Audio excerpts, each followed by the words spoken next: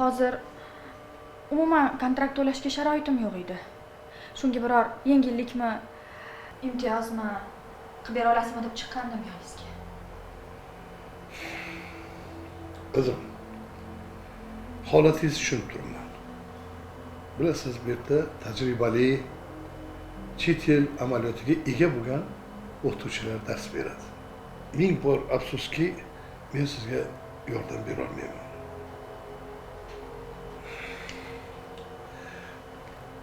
Mayli, siz xafa bo'lmang. Birdan bir yordamim, mayli ana shu kontrakt pulini kechroq to'lasangiz bo'ladi. Shugina xolosmi? Ha?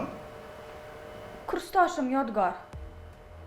Shuncha to'polon qilsa ham, mushlashsa ham haydamaysizlar-ku? O'rtog'ingiz o'g'li bo'lgani uchunmi?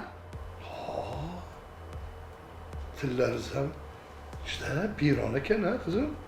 E'tiboringiz uchun uni xulqi, atvori bilan o'qituvchilar shug'ullanadi.